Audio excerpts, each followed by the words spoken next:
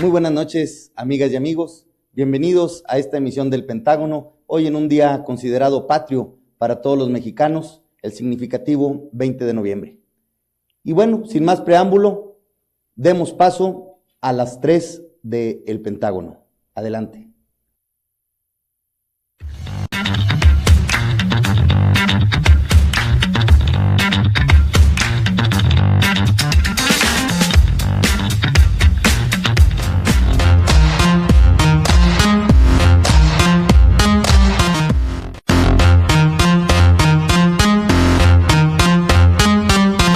Estas son las 3 del Pentágono.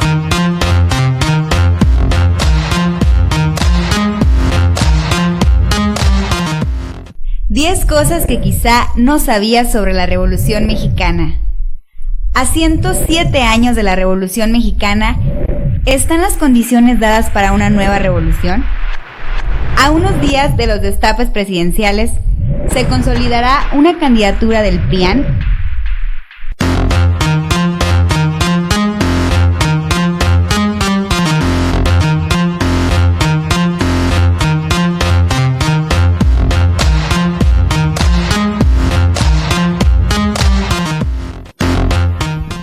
Bien, iniciamos rápidamente los temas, algo sobre algunas connotaciones que quizá no tenemos muy presentes sobre la Revolución Mexicana. Me voy a permitir comentarles 10 cosas que quizá no siempre estamos debidamente enterados acerca de la Revolución Mexicana. La primera, pues, que casualmente o irónicamente no inició el 20 de noviembre de 1910 en todo el país, como románticamente se había planeado por parte de Francisco I. Madero y sus asesores. Es decir, sí hubo algunos pequeños rejuegos, algunas pequeñas reyertas, algunos pequeños brotes de inconformidad, pero en muy pocas ciudades, casualmente en ciudades muy pequeñas. Entre ellas, por ejemplo, en el estado de Durango, pues Gómez Palacio fue cuna de la revolución. Hay por ahí también en el estado de Chihuahua, el poblado de Madera, los hermanos Aquiles Cerdán en Puebla, pero son realmente muy pocas las poblaciones que pueden llamarse oficialmente cuna de la revolución. Y esto es porque el movimiento se tiene estipulado y se tiene fechado el 20 de noviembre, porque así fue planeado y pues para de alguna manera tener una fecha oficial que conmemorar. Sin embargo, pues como es bien sabido, el movimiento armado se fue dando de manera paulatina, poco a poco, como una bola de nieve que avanzaba. En otro de los temas que quizá no sabíamos es que la Revolución Mexicana fue impulsada por espíritus, así como lo escuchamos. Francisco I. Madero era muy adepto a leer los escritos de Allan Kardec, que fue considerado como el padre de la doctrina espiritista. Francisco I. Madero creía mucho en la cuestión espiritual, en la cuestión de los médiums, e incluso pruebas fehacientes de ello son las más de 300 cartas que escribió a sus familiares y que dejó para la posteridad, en las cuales él habla de que platicaba con sus familiares, con sus antepasados ya fallecidos, y que ellos eran los que le dictaban supuestamente esas cartas y que le dictaban lo que él tenía que hacer y cómo debía conducirse. Es decir, que ellos fueron los que lo asesoraron para inconformarse contra el régimen de Porfirio Díaz y posteriormente iniciar el movimiento armado en México. Eso es una cuestión, pues, ahí para la historia, pero es un detalle, sin duda, para algunos será chusco, para algunos será interesante, ahí lo dejamos. Otra de las cuestiones interesantes es que Álvaro Obregón, el célebre Manco de Celaya, bueno, no nació en Celaya, nació en el estado de Sonora, pero se le conoce como el Manco de Celaya porque precisamente en la batalla de Celaya perdió el brazo combatiendo a Francisco Villa. Ganó y logró derrotar a Francisco Villa, pero perdió su brazo derecho. Y para él pues era algo inaceptable para un militar de su rango. Intentó suicidarse con la mano que no tenía tan diestra, la mano zurda, pero bueno, ahí se le acabaron las balas y ahí marcó la historia del país. Otra de las cuestiones que muchos se comentan es que Carranza, Venustiano Carranza, el coahuilense, pues tenía una especie de espíritu imbuido por Benito Juárez, Cualquier parecido con la realidad en la historia contemporánea del país, pues es mera coincidencia, pero él se sentía también Benito Juárez, de ahí la intención de hacer una nueva constitución, de ser una constitución reformadora, de ser una constitución totalmente que sí recogía los ejercicios constitucionales hechos anteriormente en México, la Constitución de Apatzingán y de las leyes de reforma, pero sin duda no quería perfeccionarlas, quería que se le diera la connotación de una nueva constitución, el ego siempre presente en los grandes momentos de la historia. Otra de las cuestiones interesantes para mencionar es que Francisco I. Madero fue, ya una vez siendo presidente de la República, fue el primer presidente en la historia del mundo en poder volar en un aeroplano, fue precisamente en un biplano, voló solamente 4 minutos en los campos de Balbuena y el avión fue piloteado por el piloto francés de apellido Dillot. También, pues sin duda, la aeronáutica que en esos momentos estaba desarrollándose a nivel mundial fue preponderante, porque también el primer bombardeo aéreo en la historia del mundo también fue realizado en México durante la Revolución Mexicana. Esto en 1903, el 30 de mayo, y se le asigna a Álvaro Obregón, pero obviamente Álvaro Obregón no piloteaba el evento, no piloteaba el artefacto, él dio la orden, era el general al mando, y bueno, fue el 30 de mayo de 1913, fue el piloto Didier Masson, acompañado del capitán Joaquín Bauche, alcalde, despegaron en la estación Moreno con dirección a la plaza de Guaymas. Ahí se encontraban 5 barcos de guerra federales, aproximadamente 500 metros mar adentro.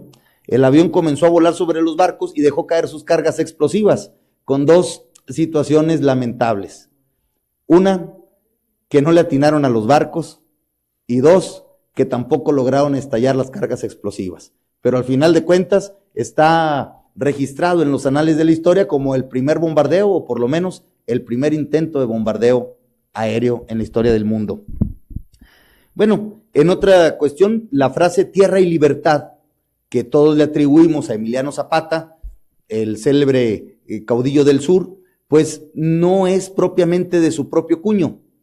La frase de tierra y libertad, pues ya la manejaban los soldados revolucionarios bolcheviques en Rusia, es parte pues del ideario revolucionario de aquel país de Europa del Este.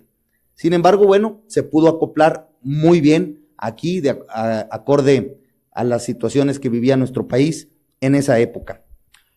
Una cuestión que también llama mucho la atención es que Francisco Villa, el recio general, que se lo pelean los estados de Durango y de Chihuahua, que todos sabemos que nació en Durango, pero que dicen los chihuahuenses, Doroteo Arango es de Durango, Doroteo Arango, pero Pancho Villa es de Chihuahua. Esas son cuestiones que ya comentaremos en otra ocasión. Pero sin embargo, ese recio general, bravo, para algunos héroes, para algunos era un héroe, para algunos un villano, un asesino, una persona que sin duda generaba pues mucha controversia donde quiera que estaba. Todo el mundo nos lo imaginamos y en las películas podremos exaltarlo, quizá bebiendo un buen tequila, un buen aguardiente como buen mexicano revolucionario, y sin embargo era abstemio, no bebía alcohol, por el contrario, le gustaban las malteadas de fresa. Eso está históricamente documentado. De hecho, cuando se retiró a la hacienda de Canutillo, en el municipio de Ocampo, al norte del estado de Durango, prohibió la venta y el consumo de alcohol. Bueno, por un par de cuestiones más para la reflexión es de que los principales caudillos revolucionarios terminaron matándose entre ellos mismos. Carranza mandó matar a Zapata, Calles y Obregón mandaron matar a Carranza y mandaron matar también a Francisco Villa, y al final de cuentas los 2 sonorenses también se pelearon y Calles a él se le adjudica el asesinato en la bombilla de el presidente electo en ese entonces, Álvaro Obregón. Y como último punto curioso, pues es que a pesar de todas las escaramuzas de guerra que hicieron, pues los principales caudillos revolucionarios, Pancho Villa, Venustiano Carranza y Plutarco Elías Calles, el padre del México moderno, que así lo consideran muchos, a pesar de que entre ellos se mandaron matar, se pelearon y guerrearon entre ellos, pues hoy están juntos, reposan sus restos juntos en el Monumento a la Revolución. Tanto relajo para nada. Bien, pasamos al siguiente tema, acerca de si existen o no condiciones para una nueva revolución en México. Para todos es sabido que en 1910 la situación preponderante en México era una cuestión de desigualdad social inconcebible. Había entre 11 y 12 millones de mexicanos y solamente 11 o 12 familias controlaban la riqueza nacional. Hoy en México somos aproximadamente 120 millones de mexicanos, pocos más, pocos menos, y son también alrededor de 100 o 110 familias las que controlan verdaderamente la economía nacional. Es decir, la proporción sigue siendo la misma que en 1910. Tenemos la posibilidad de que un mexicano se convierta en millonario de 1 en 1 millón. Esa es la posibilidad real de que un mexicano, de los 120 millones de mexicanos que somos, pueda acceder a ser millonario. 1 en 1 millón. Las grandes revoluciones y los grandes cambios a nivel mundial no se dan en los países más pobres o en los países más ricos, se dan en los países más desiguales. Y México, amigas y amigos, está llegando a ser uno de los países con mayor desigualdad en el mundo. Tenemos muchas familias que están en el top de la revista Forbes y de otras listas de multimillonarios en el mundo, y tenemos también un país que la mitad de su población está sumida en la pobreza y la tercera parte de su población en extrema pobreza. ¿Qué quiere decir eso de pobreza y extrema pobreza? No es estarnos peleando para ver quién es más pobre que el otro. Hay simplemente un factor determinante. La extrema pobreza o pobreza alimentaria, como pomposamente lo llaman algunos tecnócratas, es muy sencillo de entender.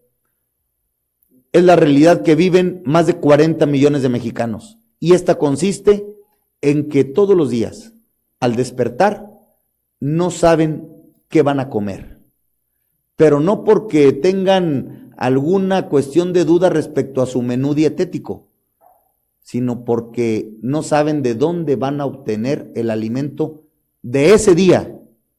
En eso consiste la pobreza alimentaria, en eso consiste la extrema pobreza, y en esa pobreza están inscritos más de 40 millones de mexicanos hoy en día, que precisamente, como no tienen acceso siquiera al alimento diario, pues menos tienen para poder incorporarse a las nuevas tecnologías.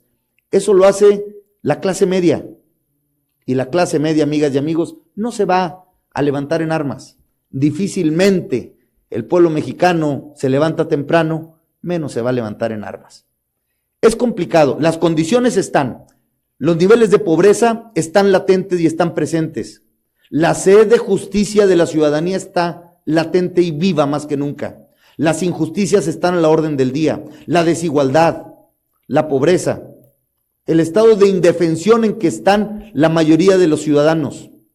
Y que, como decía Colosio, ese pueblo agraviado por la arrogancia de muchas oficinas gubernamentales y por las distorsiones que imponen a la ley quienes deberían de servirla. Sin embargo, a pesar de que las condiciones están igual o peor que en 1910, las motivaciones para levantarse en armas son muy diferentes.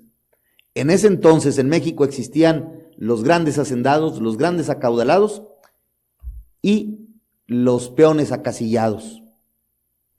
Hoy en México existe una clase media suficientemente amplia como para amortiguar ese abismo brutal entre la clase alta, la clase que verdaderamente decide lo que pasa en México, la clase que está más allá de la clase política, incluso más allá de la clase empresarial, más allá de los partidos políticos, y es la clase del poder. Ellos ven más allá de partidos políticos quién nos va a gobernar, por dónde se debe de conducir la política económica, la política social del país, y qué es lo que le conviene. Un pequeño grupo de personas decide qué es lo que a su modo de ver le conviene a nuestro país. Y esa clase media, decían varios teólogos economistas, ideólogos economistas europeos, especialmente franceses, que la clase media es la que sostiene a las grandes tiranías, porque los verdaderamente ricos no pagan impuestos, no porque no deberían, sino porque tienen suficientes despachos costosísimos, pero tienen suficientes asesorías y despachos a su servicio para ver la manera de eludir hasta lo más que se puede el pago de impuestos. La gente humilde, la gente pobre no tiene para pagar impuestos. Por lo tanto, la clase media es la que viene absorbiendo la gran mayoría de la carga impositiva. Es la que viene solventando y no va a dejar de pagar impuestos porque tiene la esperanza. Nos han vendido la idea de que un día tú puedes ser rico, un día tú puedes ser millonario si sigues las reglas del sistema. Ojalá y tuviéramos muchos ejemplos, los hay, desgraciadamente son a cuentagotas. Ojalá hubiera muchos ejemplos de mexicanos que se conviertan en multimillonarios y no solamente una pequeña burbuja y una pequeña cúpula. Porque reitero, la oportunidad que tenemos como mexicanos es de 1 en 1 millón. Y hay que buscarla, por supuesto, todos. Pero mientras es como el animalito que lleva la zanahoria enfrente. Así se quiere ver muchas veces a la clase media. Es la que va jalando la carga impositiva, en este caso la carga del país, con un sueño que le están vendiendo de que un día puede alcanzar. Por eso nunca va a dejar de pagar impuestos y va a seguir siendo la que para bien o para mal sostenga el sistema económico. No solo en México, a nivel internacional es el sistema que está operando. Más allá de rojos, de verdes, de neutrales, lo que opera es la ley del más fuerte en términos económicos. El canibalismo capitalista a más no poder. ¿Existen las condiciones en México? Sí las existen. ¿Se llevará a cabo una revolución? Difícilmente. El tercer tema, amigas y amigos, pues hoy causó mucho revuelo en las redes sociales, especialmente en el Twitter, también en Facebook y en algunas páginas de internet, de medios nacionales serios, en los que dan casi como un hecho que el próximo lunes 27 de noviembre, es decir, dentro de una semana, poco menos, una semana menos algunas horas, estaremos conociendo a los primeros candidatos o precandidatos ya semioficiales para convertirse en candidatos. Y particularmente hablan del PRI, en el que se da casi como un hecho que el presidente Enrique Peña Nieto el 27 de noviembre habrá de hacer uso de esa regla no escrita de primer priista de la nación para que en su partido influyan y el día 27 se hagan pues las muestras de adhesión requeridas, que no es otra cosa que el destape, de José Antonio Meade. Es decir, como algunos políticos insisten en llamar ahora, el clan del PRIAN. Es decir, iría como candidato oficialmente por el PRI, pero con un antecedente claramente panista. Si bien es cierto que inicia José Antonio Meade Curibreña su gestión como servidor público en principios de los años 90, la verdad es que sus principales y sus verdaderas oportunidades en las grandes ligas del servicio público a nivel nacional, pues los obtuvo primeramente durante el sexenio del presidente o del expresidente Vicente Fox, siendo director de Banca y Ahorro de la Secretaría de Hacienda y Crédito Público, posteriormente director general de Banrural, que se convirtió, a él le tocó esa conversión de Banrural liquidarlo y convertirlo en lo que actualmente es la Financiera Rural.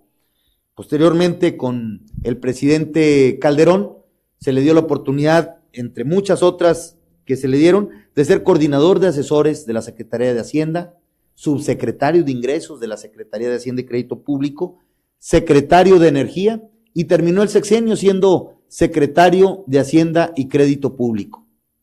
De ahí se enlazó, caso muy poco común, se enlazó en una administración diferente al partido que lo había estado impulsando, es decir, en la administración priista del presidente Enrique Peña Nieto, y lo hizo por la puerta de enfrente, como secretario de Relaciones Exteriores, como canciller de México ante el mundo. Luego después como encargado de la política social del país, para placearlo, para que lo conocieran en todos los rincones del país, y bueno, dando el rostro amable del gobierno, que es el del apoyo, el de la solidaridad, el del brazo que protege a quienes por lo menos en el papel deberían de proteger el gobierno mexicano, y termina el sexenio también como secretario de Hacienda. Es decir, es un perfil que tiene una lógica muy marcada. Dicen por ahí que el presidente Peña Nieto engañó con la verdad, y tiene lógica porque primeramente como secretario de Relaciones Exteriores, pues tiene toda la libertad de ser conocido en el plano internacional, de tratar con primeros ministros, con presidentes, con mandatarios, para poder hacer alianzas estratégicas, además de una relación posible de amistad, que puede servir en el futuro. Luego, como secretario de Desarrollo Social, pues entrega los apoyos y queda bien las becas, todos los programas solidarios del gobierno en todos los rincones del país, con la clase más humilde, y luego cierra como secretario de Hacienda, para poder atender y resolverle sus problemas económicos, que es donde duele, a los empresarios, a los gobernadores, de todos los colores y de todos los partidos políticos. Es decir, tiene una lógica, quizá Peña Nieto engañó con la verdad. Hoy dicen que el priista mejor posicionado es el secretario de Gobernación, Miguel Ángel Osorio Chong. Así lo marcan por lo menos hasta el día de hoy todas las encuestas de los diferentes medios de comunicación, que dentro de su partido, el PRI, es el mejor posicionado. Sin embargo, también es cierto que el PRI por sí solo es un partido que registra muchos niveles negativos en las encuestas. ¿Qué es un nivel negativo? Es decir, después de preguntarle a usted por cuál partido votaría, enseguida le hacen otra pregunta: ¿por cuál partido jamás votaría usted? Entonces, el PRI es el partido que hoy por hoy más gente dice que votaría por él, pero también es el partido que más gente dice que jamás votaría por ese mismo. Entonces, hoy más que nunca, el PRI siente que requiere abrirse más a la sociedad civil. El voto duro del partido, dicen ellos, lo tienen seguro, le pongan a quien le pongan de candidato. Hay que recordar que el peor candidato que ha tenido el PRI en la historia fue precisamente Roberto Madrazo en el 2006, y aún así, aunque el PRI quedó en tercer lugar, sacó 10 millones de votos. Es decir, es lo peor y lo más bajo que ha caído en nivel de votación el Partido Revolucionario Institucional. Por lo tanto, están confiados en que en esta elección va a ser de tercios. Es decir, quien gane la presidencia de la República el próximo año no va a sacar, por supuesto que no va a estar ni siquiera cerca de sacar el 50% más uno de los votos de todo el país. Se va a dividir en tercios. Por un lado el PRI, por otro lado el frente que anuncian el PAN y el PRD y Movimiento Ciudadano, y por el otro lado Morena. Y la diferencia va a ser poca entre unos y otros. Por eso decimos que la elección del próximo año se va a dividir en tercios. El que tenga el tercio mayor es el que va a ganar. Por eso el PRI le apuesta a su voto duro, a su estructura, y luego con la alianza de un candidato identificado plenamente con el PAN, a José Antonio Meade Curibreña, pues jalar esos votos de panistas resentidos que no quieren que su candidato sea Ricardo Anaya, el presidente nacional del PAN, y que hoy están apoyando a Margarita Zavala para que sea candidata independiente. Si Margarita Zavala no alcanza esos votos, esos panistas resentidos no van a votar por el PAN, y por el PRI probablemente no, a menos que el candidato del PRI sea un conocido panista. Y eso quizá pueda hacer la diferencia o el plus que necesita el PRI para poder mantenerse en el poder. Veremos, diremos, por lo pronto no falta gran cosa, falta una semana para enterarnos. Como siempre, el mejor análisis, la mejor interpretación, pues la tienen ustedes. Quiero pedirles respetuosamente, humildemente, que nos sigan aportando sus comentarios, sus sugerencias. Quiero compartirles que el próximo jueves estará con nosotros el síndico municipal de Ciudad Lerdo, el doctor José Dimas López Martínez, porque hay un tema muy importante que tratar respecto a su municipio, a Ciudad Lerdo, pero que también es un ejemplo a nivel nacional y va a sentar un precedente sin duda. El Cabildo de Lerdo está en verdadero riesgo de ir a la cárcel. Primero de ser destituido y también de ir en un extremo caso a la cárcel. Y no por culpa de ellos, por culpa de una administración pues muy anterior a ellos de hace 10 años. Pero hoy el riesgo es latente y para que no vayan a la cárcel le va a costar al municipio de Lerdo, a los ciudadanos lerdenses y del estado de Durango, la friolera cantidad de 130 millones de pesos. Por eso es importante que el síndico municipal nos acompañe, ya nos hizo favor de confirmarnos y aquí estaremos el jueves. Por lo pronto, pues comparto algunos de tus temas, Alonso Blancas, que el sistema pues difícilmente te deja hacer hasta cierto punto y de repente ya te empiezan a poner las trabas. Gracias por sintonizarnos. Paulina Cedeño, muchas gracias por el comentario. A Tere García, caray, pues te agradezco el concepto. Rogelio Capuchino, compadre, pues sí, es cierto, tienes razón, es lo que compartimos ahorita. La clase media sostiene el país. Le hacen bullying al presidente Peña Nieto. Bueno, es cuestión de interpretaciones. La verdad es que fue una salida muy lamentable del presidente el decir que le hacen bullying, ¿no?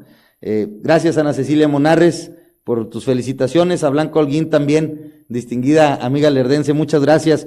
Mi Richo, muchas gracias, Ricardo Murga, por tus felicitaciones. Elizabeth Humberto, muchas gracias. Pues ahí comenta de que muchos priistas están yendo a Morena. Pues también es cierto, eso da también para el análisis, El PRI está esperando que muchos panistas se vayan al PRI con José Antonio Meade, pero también hay que ver cuántos priistas se van del PRI por causa de imponerles candidatos ajenos al partido. En Durango ya lo vivimos, Jorge Herrera Caldera fue candidato del PRIAN.